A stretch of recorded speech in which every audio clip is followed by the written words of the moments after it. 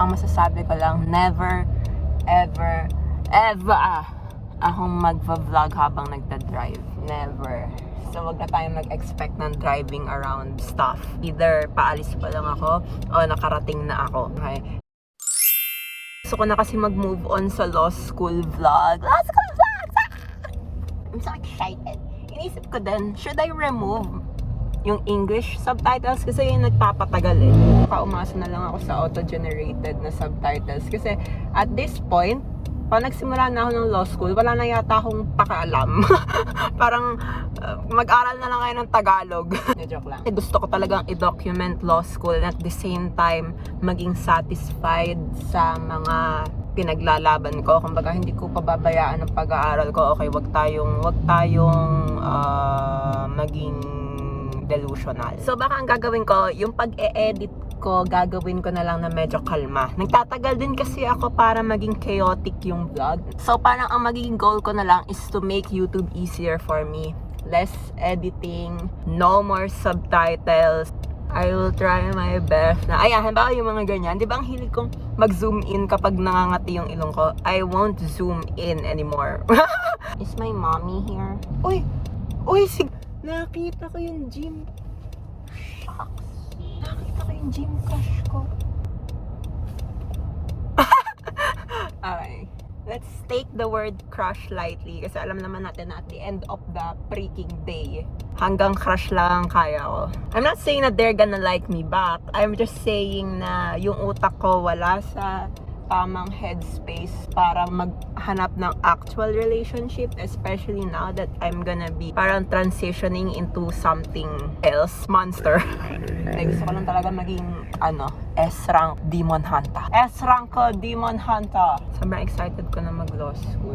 Meron akong ginawang parang reminder for me bago mag-start ng law school. Pero kasi I don't think I'll post that. So ulitin ko na lang yung pagkasabi ko. Masyado kasing mahaba yon. So may tendency kasi ako maging something. Manage natin yung something na yon. Gusto ko lang palalahanin sa sarili ko na at the end of the day, I love studying and my goal is to become a good lawyer that will allow me to sleep at night and allow me to be proud of.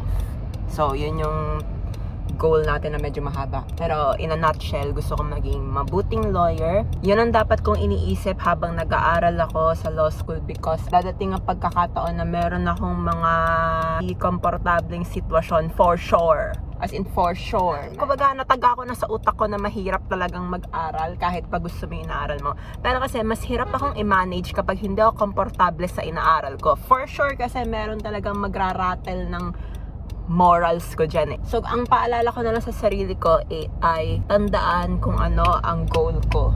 Sorry, tingin ako ng tingin kasi syempre dapat alerto tayo, no? Ayun, so I just want to be a good lawyer para makakatulog pa rin ako ng mahimbing. Kaya kong maging proud sa sarili ko kasi I'm my greatest critic. Feeling ko wala talaga ako masyadong pakiramdam sa... Meron, syempre meron. Pero ibig sabihin ko, laking bigat ng internal pressure. Like, malaking bigat yung weight ng opinion ko sa sarili ko kasi sa opinion ng iba.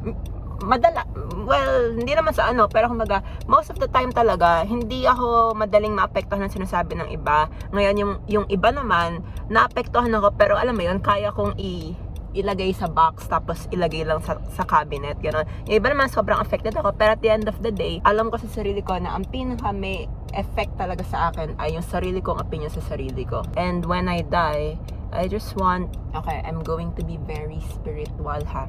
I just want, pababa na daw mami ko. I just want God to pat me. Kumbaga, tapikin niya ang aking mga balikat at sabihin niyang naging mabuti akong tao. So, good luck, future Trish. If you want talaga na balansehin ng YouTube at law school, you have to make some adjustments. Oh, and also just a reminder na besides doing this for myself, I'm also doing this for my future kids. Kasi I want to be the kind of lawyer na my own kids will be proud of. Alam mo yun? And The other thing is, I want to be the kind of lawyer na my family members will be proud of. Parang ultimately, yun lang talaga yung, like, pinaka binavalue ko talagang opinion. Sarili ko at kay God when I die. Ang next doon ay kumbaga more on sa family. Future kids, my family right now, ganyan. Kasi at the end of the day, I'm not only doing this for myself, I'm doing this for other people too. Yun, minsan kasi kapag sobra na akong stress, medyo nawawala na, medyo napapariwara ako medyo nagpo-focus lang yung utak ko sa mga bagay na hindi ko dapat pag-focusan. What if I don't cut out yung bad words anymore? Hindi. I have to be respectful. Kasi, hindi naman sa sinasabi ko na bad words are disrespectful all the time. Pero kasi hindi mo yan makokontrol And I learned from one of my little cousins na the word itself isn't wrong. Like talagang if you look at the word, hindi naman talaga siya sobrang mali. Kasi lahat naman ng words merong definition, lahat ng words pwede mong ma-take out of context, diba? So all words have the potential to be a bad word, diba? Pero ang natutunan ko sa kanya, ang hindi mo kasi makokontrol how people take it. Alam mo yun? Some people can be offended because of it. Some people naman pwedeng hindi sila ma-offend, matawa sila. Pero kasi I just think it's the safer choice na I don't say bad words on camera. Or even if I do, I will cut it out. I'm so excited! Yung gabi na kami naka-wet traffic. Nagluto ako ng spicy bulldog na parang yata tubig ko. Naman, pero first time ko ito matitikman. Kasi ang spice tolerance ko, sa totoo lang, napakataas. Kung kumakain ako ng sili sa ulam. Wag na maggatas, hindi naman totoo yun. Joke lang, totoo yun. Pero kasi, confident na ako sa sarili ko Is it?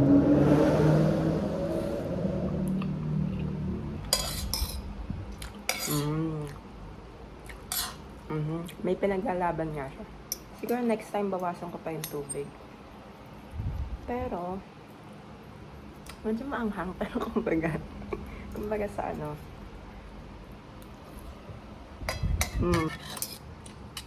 lasa ng spaghetti. It's really not that spicy. Try ko kaya next time yung 2 times. Pangarap ko, ma-invite ako dun sa Hot Wings.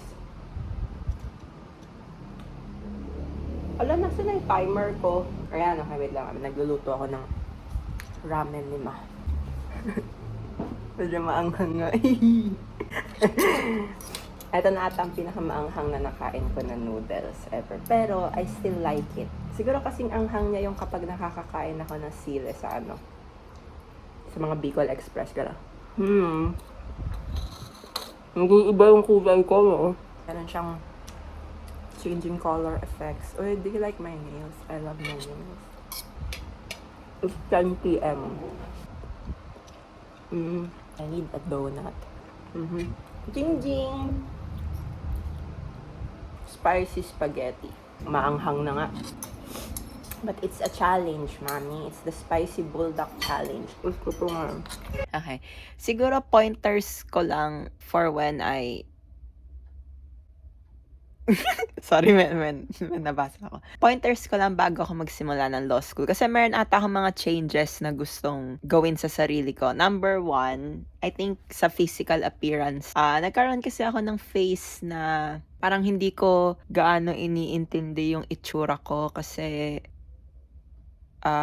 parang to me, it's a waste of my time. Nagsimula yata yung face ko na yon after pandemic. Kumbaga, siguro nagsisimula na nung pandemic, hindi ko lang napapansin kasi syempre lagi lang naman ako nasa loob ng bahay.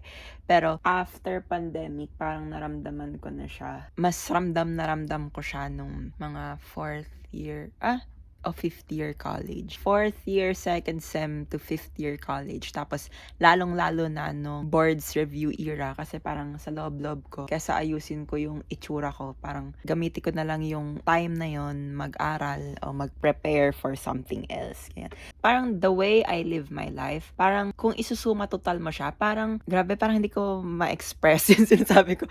Parang, it's really more about how I distribute my time. So, kung meron akong 100% ng time na parang dinidistribute ko na siya sa iba't ibang aspeto ng buhay ko, depende kung gaano siya ka-important para sa akin, no? So, simula nung gumraduate ako saka nung boards era, parang ang nangyari, 100% of my time goes to studying. So, sige, siguro gawin naman nating 90%. Tas yung other 10%, halimbawa, I go to church, I talk to my family sometimes. Halimbawa, pag binibisita nila ako sa condo, ganyan. O kaya, I read 2 pages ng isang book before I sleep. Kumbaga, yung most of my time talaga noon went to reviewing for the boards. Kumbaga, nung boards era, nag-aaral ako habang meal breaks, alam mo yun. Basta, hindi. Ayun, so parang na-realize ko na ngayong maglo-law school na, parang ayoko na ng ganung buhay. Kasi kahit nung online school, pandemic era, lagi lang din ako nakakulong sa kwarto, ganyan. Tapos, every meal break, I chose to eat alone. Kumbaga, hindi ako nasabay sa family members ko. Tapos, hindi rin ako nasama sa family members ko kahit saan. Kasi, ang routine ko lang talaga mag-aral, and when I'm not studying, halimbawa when I'm eating, gusto ko lang maging mag-isa. Alam mo yun, parang to me, that's the only time na I could rest. So parang sa proseso na yon, I sacrificed a lot. Kumbaga, besides my health, kasi hindi rin ako nag-exercise noon. Tapos yung quality time ko with my family talagang wala.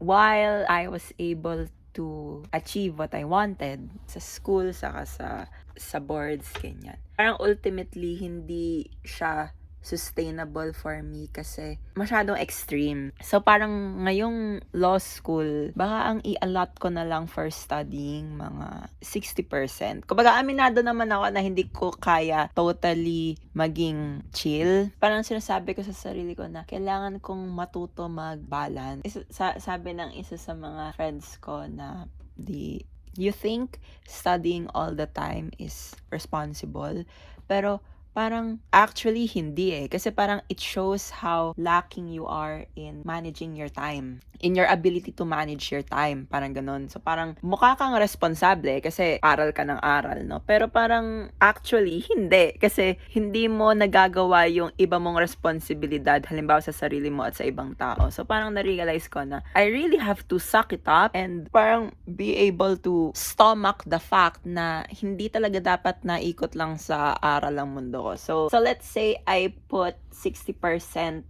of my time to studying kasi feeling ko yun na ang pinaka-kaya kong ibigay. Yun na yung pinaka-minimum pala na kaya kong ibigay, no? And then 20% siguro for my family. Kung magasasama pa rin ako sa mga kung ano man na gatherings. Alam mo yun, I wanna make time kasi na-realize ko kasi na masaya ako kapag sumasama ako sa mga family gatherings. Parang ang saya makipagkwentuhan, kumain, magtawanan, alam mo yun. And na-realize ko lang na parang nakakamiss sila. And I've been trying to parang bumawi sa relationship ko with them. And then the other 20%, I'm gonna give that to myself. Halimbawa, I'm still going to exercise. Para kasing ang naging rule ko nun sa sarili ko, basta pasukan, no more exercising. Talagang tuwing bakasyon lang ang exercising. Ganyan. Parang ayoko na ng ganun. Tapos gusto ko nga balansehin din yung YouTube kasi I really like making videos. Kumbaga yung 3-step process ng making videos, ng documenting stuff, yung from filming to editing to rewatching it. Nag-e-enjoy talaga ako sa ganon. So, tutuloy ko pa din, no? Gusto ko bigyan ng time yung physical appearance ko. Kumbaga parang mas gusto kong ayos. Parang gusto ko na nakapaglalabas ako ng bahay, maayos ako. Yung Maayos naman ako noon. Pero gusto ko lang maging mas mukhang maayos. Parang hahayaan ko yung sarili kong mag-indulge sa mga bagay bukod sa pag-aaral. Tapos gusto ko rin nga sumali sa mga extracurriculars, ganyan. I wanna meet new people. Ano yun? July 31 na, by the way. Jan, kaya mo ba tumayo dyan? Huwag ka malaglag, ah. Aray ko. Aralin natin yung mukha ko, ha? Meron kasing panahon noong board season sa nung online school era. Basta yung first half na lang ng 20s ko, nahirapan na ako isa-isahin eh. Parang nagsawa ako paayos ang kilay ko. Tapos ngayon, medyo binabalik ko na siya sa routine ko kasi mas bagay sa akin kapag maayos yung kilay ko. Tapos, pero ang one thing na hindi na talaga nawala sa akin, yung pag-aalaga ko sa aking balat. Kumbaga,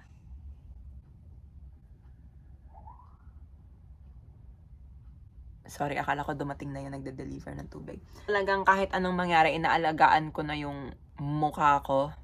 I need to wipe my glasses. Medyo blurred na siya. And then the other thing, talagang ngayon ako nakagusto ng salamin na talagang gustong gusto ko. Pero nagpagawa ko ng isa pang salamin na may transition para kapag nagmamaneho o kaya naglalakad sa labas, hindi ako nakaganyan. Ito kasi wala tong transition eh. Parang this is really more for studying, ba, pampasok sa school, pang indoors. Ayun nga, parang gusto ko na nang nagme-makeup ulit. Para nag-e-enjoy na ako ng namumula yung pisngi ko sa sobrang dami kong blush on. Tapos yung hindi na ako oily, hindi na ako giving oily. Gusto ko it's giving matte. So yun yung role ng powder. Tapos ever since naman na, lagi naman na talagang may kulay ang bibig ko kasi hindi ko na kaya ng walang lip balm kahit nasa bahay. Nasa routine ako na laging nag-gym kasi parang it's something na I look forward to. Nai-imagine ko na yung mga outfits ko na kinikilig ako na makita yung sarili ko na nag-aayos. Parang kasing yung timeline ng ayos era ko. High school, kikay ako ng high school eh. Hanggang senior high. Kumbaga parang yung purpose ko for showing up to school ng naka-makeup. Tapos inaayos ko rin buhok ko nung high school ako. Nahihiya ako aminin yon noong high school ako kasi parang ang stigma kasi nung high school kapag pumapasok ka ng hindi bare-faced or ng hindi natural, parang masyado kang nag-e-effort to look good and as a result, parang it makes you feel bad about yourself kapag ganyan. So parang yung pag-aayos ko noon na hindi ko ina-admit noon, it's really less about myself and more about other people's parang perception of me. Tapos nung medyo nakilala ko yung mga YouTubers na pinapanood ko nung pandemic, like sila Emma, sila Stephanie Su, marami pang ibang YouTubers kasi na parang, yung parang they built their career on who they are really. Parang na-realize ko na, like, why am I trying so hard? Ano yun? Okay lang if I try so hard for myself. Pero kasi parang if I try so hard for other people, parang bakit ko ginagawa yun? Pero syempre, as we mature kasi, nare-realize natin na we should be doing stuff, kumbaga for us. So parang nung pandemic era, hanggang sa review boards era, parang masyado ko naman yata pinabayaan yung sarili ko. Kumbaga masyado naman yata akong come as I am. Parang to the point na talagang hindi na ako nag-e-effort. So, oo nga, it saved me a lot of time. It boosted my confidence na parang kaya ko, na parang bang hindi ako gaano affected sa perception na ng ibang tao about me. Kapag parang confident na ako as I am. Pero at the same time, para naman pinabayaan ko na yung sarili ko. Parang ngayong law school, gusto ko na siyang balansehin na I'm doing it for myself kasi parang sa totoo lang, when I look in the mirror, kapag pag titingin ako sa salamin, I wanna serve. For myself. Parang gusto ko na, parang kinikilig ako pag nakikita ko yung sarili ko na nag-aayos. Alam mo yun? Ayun na naman. Kumbaga, I just want to make it fun. Alam mo yun? Kasi this has been a dream of mine for a long time. Tapos ang dami ngang nangyayari na parang ano ba, tutuloy ba ako o hindi ba ako tutuloy? Parang yung uncertainty came from external factors eh. Kasi internally naman alam ko kung ano ang gusto ko. Kaso nga lang ang dami nangyayari sa kapaligiran na para bang urong-sulong tuloy ako kung maglo-law school ba talaga. So parang gusto ko lang talagang balansehin. And at the same time, have fun. And at the same time, feel good about myself. Anyway, so ito yung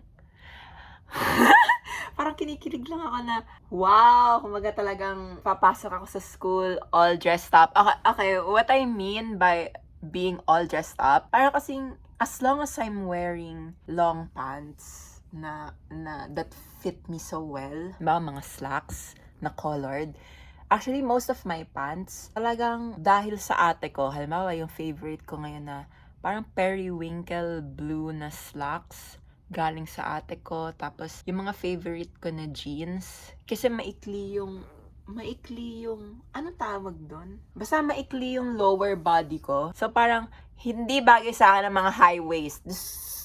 Ko pa, yung mga high waist na sobrang fit. O kaya yung mga high waist na, pag kasi nag high waist ako, parang wala na akong chan. Parang lahat na ng chan ko nasa pants. Alam mo yun? So, parang ang mas bagay sa akin mga slacks at low-rise na mga jeans. So, nung pinakilala sa akin ng ate ko yung favorite niya na low-rise na jeans, ang dami ko na lang na binili na kulay. Tapos parang yun na yung mga favorite ko na jeans, no? Ayun, so parang, tapos yung mga loose lang na soft na pants. Wow. Tapos ang usually ko kasi ginagawa, nagti-t-shirt lang ako kasi pinakilala din sa akin ni ate yung favorite ko na t-shirt. Parang mini t-shirt lang siya na so cute. Tapos na talaga ako sa crop top era, parang hindi ko na kaya. Parang the thought of having my stomach out is just, baga, it's no longer appealing to me. Parang ang gusto ko, either long sleeves na parang medyo boxy. Meron nga akong, ngayon, favorite na white long sleeves. Tapos bumili pa ako ng light blue na long sleeves na very boxy lang siya tingnan. Tapos, yun. And then, wow. Tapos sabi ko nga sa mami ko, excited na ako pumasok kasi excited na ako mag-uniform. Tapos sabi niya, may uniform kayo sa law school? Sabi ko, wala. Pero kumbaga, yung mga favorite ko na yung talagang clothes na I know fit me very well, parang yun ang gusto ko lang i-rotation. Kasi bukod sa it saves time, I also look okay in it. Pero parang medyo naggalit yung mami ko kasi sayang yung iba kong mga damit. So, siguro I will compromise. Baka 3 times a week I'd be wearing a uniform and then 2 times a week for clothes na baka masayang. Kasi yun din feeling ko sasabihin ng ate ko na gets niya naman yung konsepto ng gusto ko ng naka-uniform. Kasi pag favorite mo naman kasi, diba, ang sarap talagang ulit-ulitin, no? Pero naintindihan ko din naman na sayang nga naman kung di ko susutin yung baka mga damit. And then every month, alam mo, akala mo mahal yung gel nail polish kasi parang yung pag-remove may bayad yon. So yung cheapest na I could find is 200 pesos sa nail salon malapit dito sa condo, no?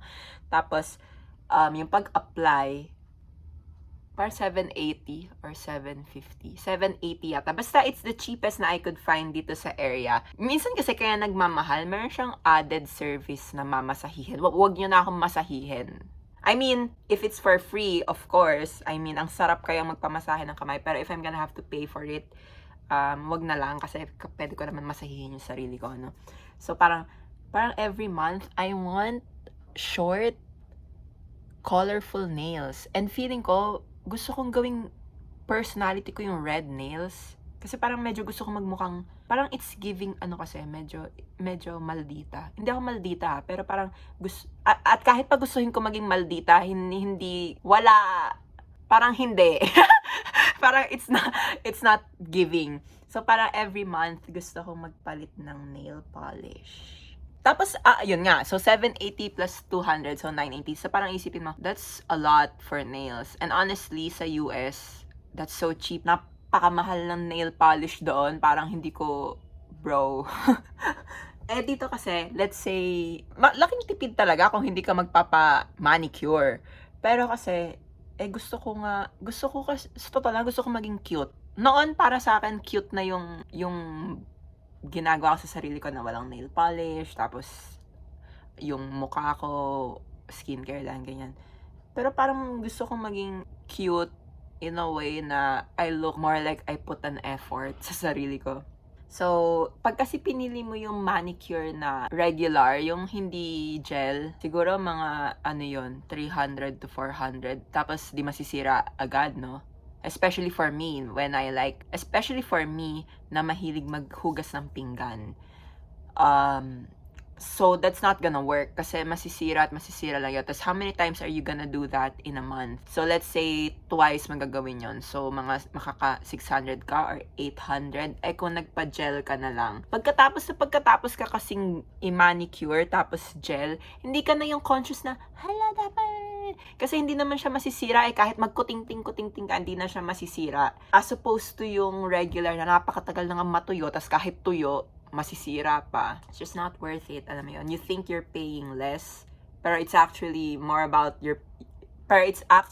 like you're paying more. Girl math. Ay, isa pa. Ang isa ko pa talagang weakness. Oh my gosh. Halimbawa, ang luwag ng pants, no? Hindi talaga, ewan ko, feeling ko talaga ako heavily influenced ng style ng ate ko.